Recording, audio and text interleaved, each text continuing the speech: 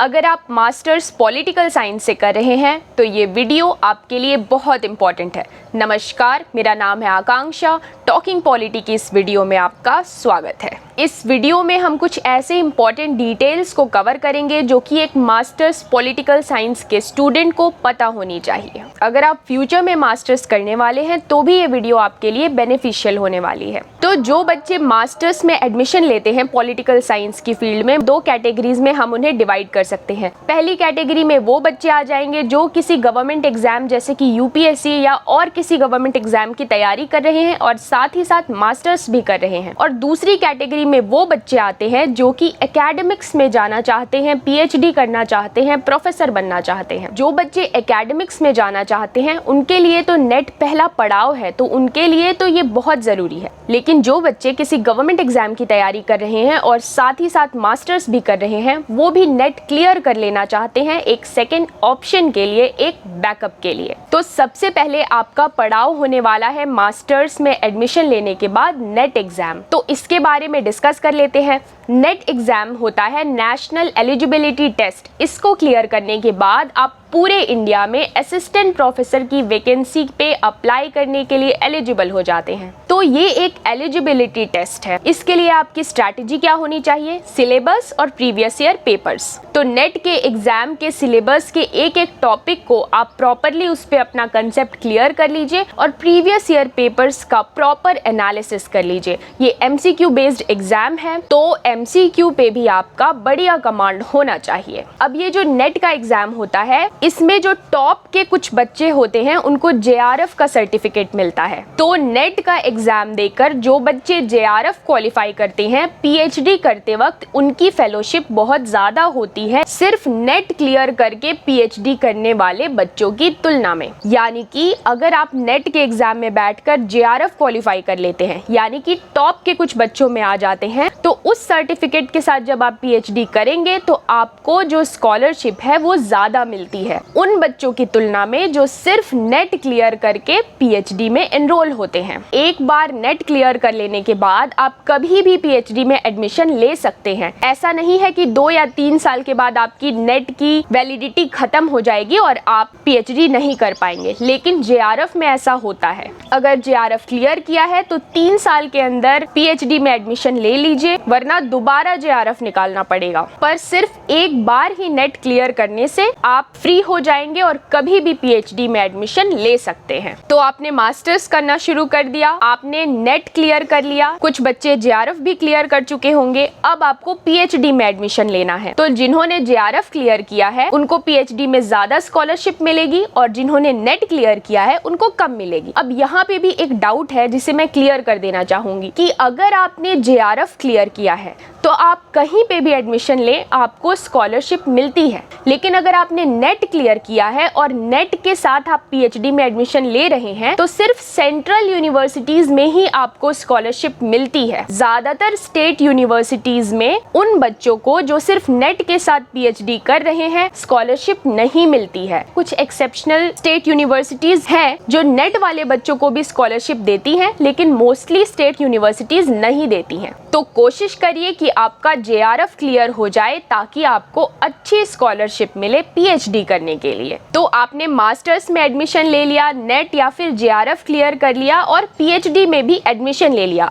अब आपका next target होता है असिस्टेंट प्रोफेसर के एग्जाम पे फोकस करना। तो असिस्टेंट प्रोफेसर बनने के लिए एलिजिबिलिटी क्या होती है? देखो, ये एक बहुत ही कॉम्प्लेक्स टॉपिक है। जैसे कि यूपीएससी एग्जाम का एक हार्ड एंड फास्ट रूल होता है, 3 स्टेजेस डिफाइंड हैं कि इसको क्रॉस करने के बाद आपको नौकरी मिल जाएगी। लेकिन असिस्टेंट प्रोफेसर बनने का जो प्रोसेस है वो काफी कॉम्प्लेक्स है। ये स्टेट वाइज और यूनिवर्सिटी वाइज डिफर करता है। हर जगह के अपने अपने रूल्स हैं, लेकिन जो एक बेसिक क्राइटेरिया है, मेरा एम है कि इस वीडियो में वो आपके दिमाग में क्लियर हो जाए। तो यूजीसी के अकॉर्डिंग असिस्टेंट प्रोफेसर बनने का मिनिमम क्राइटेरिया है कि आपका नेट क्लियर होना चाहिए या फिर सेट क्लियर होना चाहिए। जैसे नेट नेशनल एलिजिबिलिटी टेस्ट है, वैसे ही सेट स्टेट एलिजिबिलिटी टेस्ट है। सेट क्लियर करने के बाद आपने जिस स्टेट का सेट क्लियर किया है वहां पे जब असिस्टेंट प्रोफेसर की वैकेंसी आएगी तो उसके लिए आप एलिजिबल होंगे। लेकिन नेट क्लियर करने के बाद आप पूरे इंडिया में एलिजिबल हो जाते हैं। तो असिस्टेंट प्रोफेसर बनने का मिनिमम क्राइटेरिया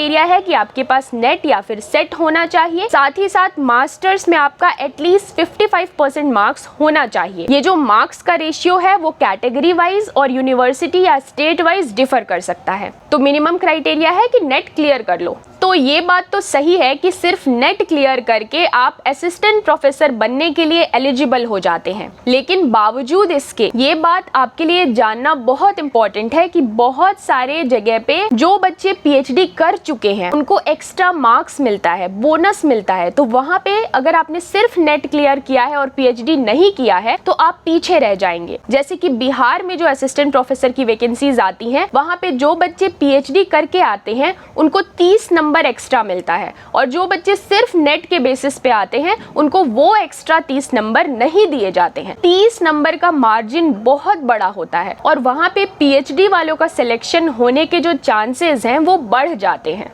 लेकिन बहुत सारे ऐसे भी एग्जाम्स होते हैं जहाँ पे पीएचडी होल्डर्स को कोई प्रेफरेंस नहीं मिलता है, जैसे कि यूपी जीडीसी का एग्जाम, यूपी हायर का एग्जाम, राजस्थान असिस्टेंट प्रोफेसर का एग्जाम। इस तरीके के जो एग्जाम्स हैं वहाँ पे मिनिमम क्राइटेरिया है नेट। आपने अगर पीएचडी किया भी है तो आपको एक्स्ट्रा नंबर नहीं मिलेगा। तो ये एग्जाम्स नेट वाले बच्चों के लिए भी अच्छी अपॉर्चुनिटीज है, इनको क्लियर करके आप डायरेक्टली असिस्टेंट प्रोफेसर बन सकते हैं। लेकिन अगर आप पीएचडी भी कर लेते हैं तो आपके लिए ऑप्शंस बढ़ जाएंगे, मतलब कि आप इन एग्जाम्स में तो अप्लाई करने के लिए एलिजिबल होंगे ही, साथ ही साथ जहाँ पे पीएचडी होल्डर्स को एक्स्ट्रा मार्क्स मिल रहे हैं वहाँ पे भी आपके सिलेक्शन होने की प्रोबेबिलिटी बढ़ जाएगी। ये इन्फॉर्मेशन इंपॉर्टेंट इसलिए है क्योंकि बहुत सारे बच्चों को पता नहीं होता है कि नेट क्लियर करने के बाद भी बहुत सारे ऐसे एग्जाम्स हैं जहाँ पे पीएचडी वालों को एक्स्ट्रा मार्क्स नहीं मिल रहे हैं, यानी कि वहाँ पे वो इक्वल लेवल पे फाइट करके एग्जाम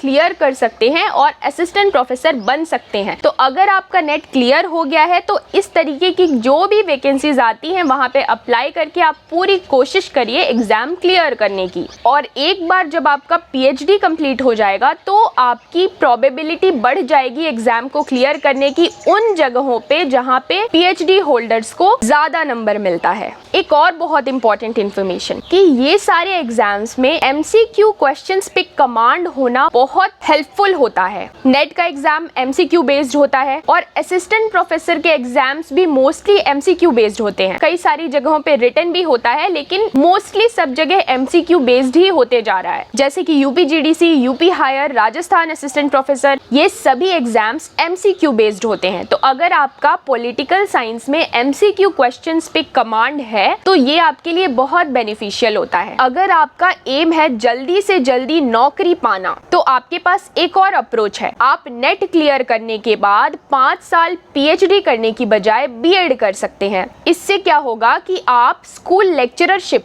यानी कि गवर्नमेंट स्कूल्स में 11-12th क्लास के लिए अप्लाई करने के लिए आप एलिजिबल हो जाते हैं। तो इससे क्या होता है कि नेट क्लियर करने के बाद आप ऑलरेडी असिस्टेंट प्रोफेसर के लिए एलिजिबल हैं, लेकिन असिस्टेंट प्रोफेसर की सीट्स लेक्चररशिप की तुलना में काफी कम आती है। लेक्चररशिप में हजारों की संख्या में सीट आती है, जैसे अभी हमने बिहार में देखा। तो नेट करने के बाद आप पूरे इंडिया में असिस्टेंट प्रोफेसर के लिए एलिजिबल हो गए। उसके बाद अगर बीएड कर लिया तो लेक्चररशिप के लिए भी एलिजिबल हो गए। तो दोनों वैकेंसीज के लिए आप एलिजिबल हो गए तो जॉब मिलने की जो प्रोबेबिलिटी है वो बढ़ जाती है। तो जिन बच्चों को जल्दी से जल्दी जॉब चाहिए वो बच्चे नेट करने के बाद बीएड कर सकते हैं और उसके बाद चाहे तो पीएचडी कंटिन्यू कर सकते हैं। ये टॉपिक इतना कंफ्यूजिंग है, कोई हार्ड एंड फास्ट रूल नहीं है असिस्टेंट प्रोफेसर बनने के लिए। यूनिवर्सिटी वाइज और स्टेट वाइज चीजें डिफर करती रहती हैं, लेकिन जो बेसिक क्राइटेरिया है उसको एक्सप्लेन करने की और मोस्टली जो डाउट्स होते हैं बच्चों के उसको क्लियर करने की मैंने कोशिश की इस वीडियो में। अगर आप चाहते हैं कि मैं इस तरीके के और वीडियोस बनाऊं तो कमेंट सेक्शन में लिख कर बताइए। वीडियो अच्छा लगा तो वीडियो को लाइक कर दीजिए, चैनल को सब्सक्राइब कर दीजिए और इस वीडियो को अपने दोस्तों के साथ जरूर शेयर करिए। All the best.